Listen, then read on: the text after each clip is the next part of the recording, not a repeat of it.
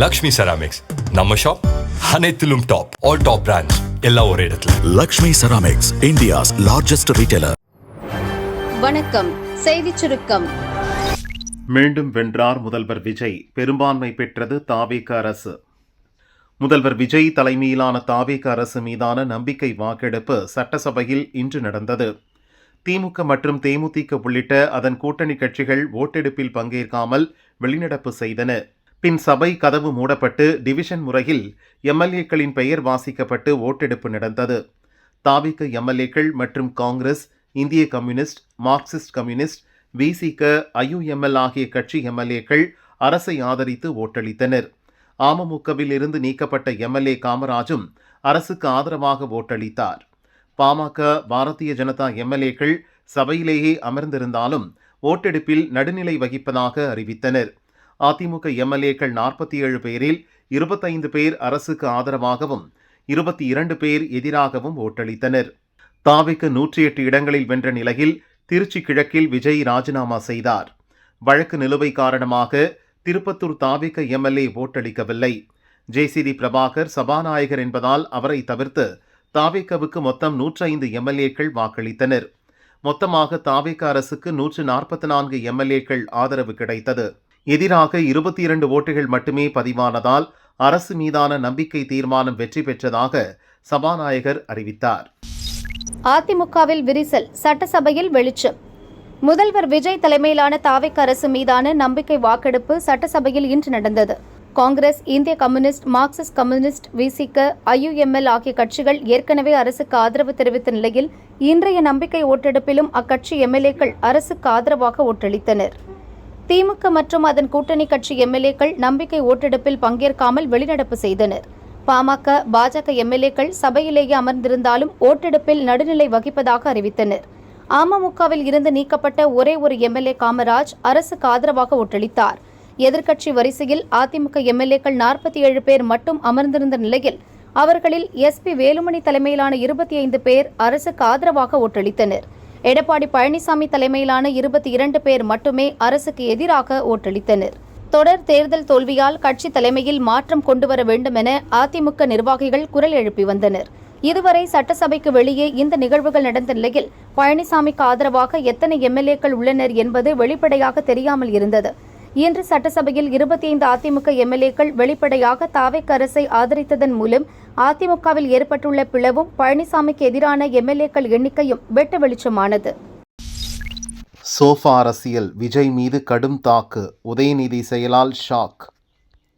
விஜய் மீதான நம்பிக்கை வாக்கெடுப்பில் திமுக தரப்பில் பேசிய எதிர்க்கட்சித் தலைவர் உதயநிதி கடும் விமர்சனங்களை முன்வைத்தார். விஜய் 2 தொகுதிகளில் போட்டியிட்டது, அதிமுக எம்எல்ஏக்களை இழுக்க முயற்சி செய்தது தொடர்பாக விஜய்க்கு எதிராக கடுமையாக பேசினார்.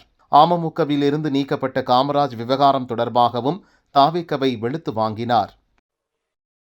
உங்க கொள்கை எதிரின்னு சொன்ன பாஜக தலைமையிலான என்டிஏ கூட்டணியில போட்டியிட்ட ஒரு சட்டமன்ற உறுப்பினரை அந்த கட்சி தலைவருக்கே தெரியாம, அந்த கட்சி தலைவருக்கு தெரியாம திருட்டுத்தனமாக இந்த ஆட்சிக்கு ஆதரவு தர வச்சிருந்தீங்க.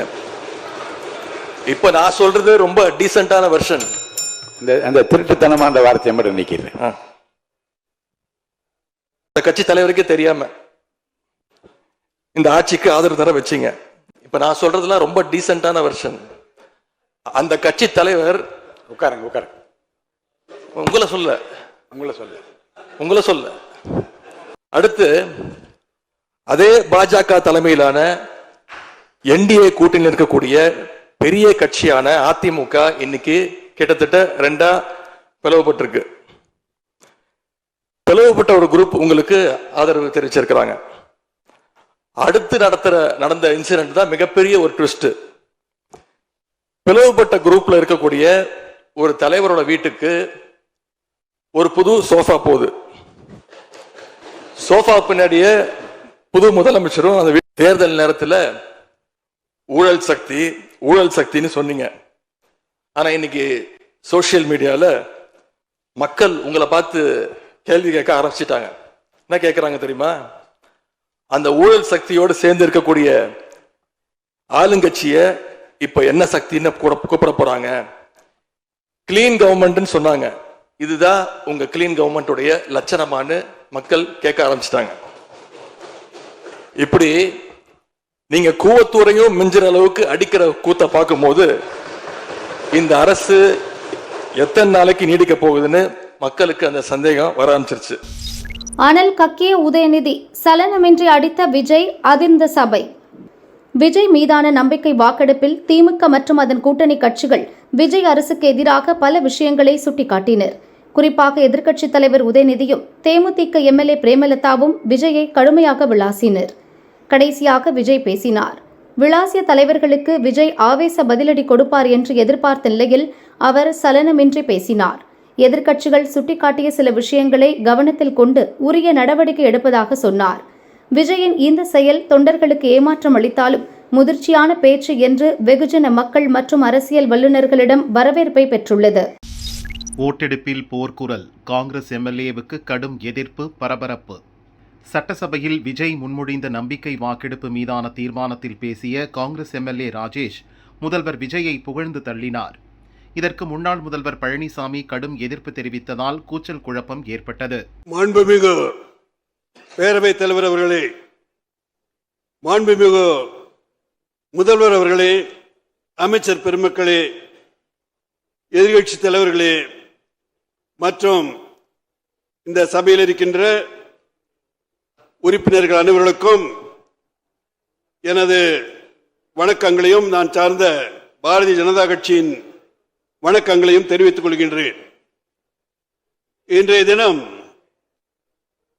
முதல்வருடைய நம்பிக்கை தீர்மானத்தில் பலர் துரதிர்ஷ்டவசமாக இது ஏதோ பாரதிய ஜனதா கட்சிக்கு எதிரான பிரச்சார கூட்டமாக மாண்பை மீறி பேசிவிட்டார்கள் என்று நினைக்கின்றேன். துரதிர்ஷ்டவசமாக இந்த மன்றத்தின் மரபை கருதி அந்த கருத்துக்களை எல்லாம் நேரமும் காலம் வரும்போது நானும் பகிர்ந்து கொள்ள தயாராக இருக்கின்றேன் என்பதை மட்டும் கூறிக்கொண்டு, ஒரு நண்பர் சொன்னார்கள் ஒற்றை தாமரை என்று சொன்னார்கள். கடந்த காலத்தை நீங்கள் நினைத்து பார்க்க வேண்டும். 2 உறுப்பினர்கள் பாராளுமன்றத்தில் இருந்து இன்று நாட்டிலே பாராளுமன்றம் மட்டுமல்ல பல மாநிலங்களிலே ஆடுகின்ற கட்சியாக இருக்கின்ற கட்சியே போய் இங்கு கால் ஊனாது என்று சொல்லுகிறீர்கள். அது பரவாயில்லை, அது தமிழக மக்கள் பார்த்துக் கொள்வார்கள் என்பதை சொல்லிக்கொண்டு, நல்ல திட்டங்களுக்கு நிச்சயமாக எங்களது தன்னிகரற்ற தலைவர், உலகம் போற்றும் உத்தமர், மரியாதைக்குரிய மோடிஜி அவர்கள் தமிழகத்தின் பால் கொண்டுள்ள அக்கறையின் காரணமாக தமிழக மக்களுக்காக இந்த அரசை எப்பொழுதும் நல்ல பணிகளுக்கு நிச்சயமாக ஆதரவாக இருப்பார்கள் என்பதை கூறிக்கொண்டு, எங்களுடைய கட்சி நிலைப்பாடு நாங்கள் நடுநிலைமை வைக்கின்றோம் என்பதை மட்டும் கூறிக்கொண்டு எனது உரையை முடிக்கின்றேன். நன்றி, வணக்கம். வெண்ணை முட்டும் தங்கம் விலை, ஒரே நாளில் சவரனுக்கு ரூபாய் 8560 உயர்வு. சர்வதேச சந்தை நிலவரத்திற்கு ஏற்ப தங்கம் விலையில் தினமும் ஏற்ற இறக்கம் நிலவுகிறது. நேற்று 1 கிராம் தங்கம் 14,330 ரூபாய்க்கு விற்பனையான நிலையில் இன்று கிராமுக்கு 1070 ரூபாய் உயர்ந்தது. இதையடுத்து 1 கிராம் தங்கம் 15,400க்கு விற்பனையாகிறது. ஒரு சவரன் தங்கம் நேற்று 1,14,330க்கு விற்பனையானது. இன்று ஒரே நாளில் சவரனுக்கு 8,560 ரூபாய் உயர்ந்தது. இதையடுத்து ஒரு சவரன் தங்கம் 1,23,200 ரூபாய்க்கு விற்பனையாகிறது. வெள்ளி விலை கிராமுக்கு 30 ரூபாய் உயர்ந்து இன்று 1 கிராம் வெள்ளி 330 ரூபாய்க்கு விற்பனையாகிறது. தங்கம் வெள்ளி மீதான இறக்குமதி வரி 15% உயர்த்தப்பட்டதால் இந்த திடீர் விலை உயர்வு என கூறப்படுகிறது. தங்கம் விலை ஒரே நாளில் விண்ணை முட்டும் அளவுக்கு உயர்ந்ததால் மக்கள் அதிர்ச்சி அடைந்துள்ளனர்.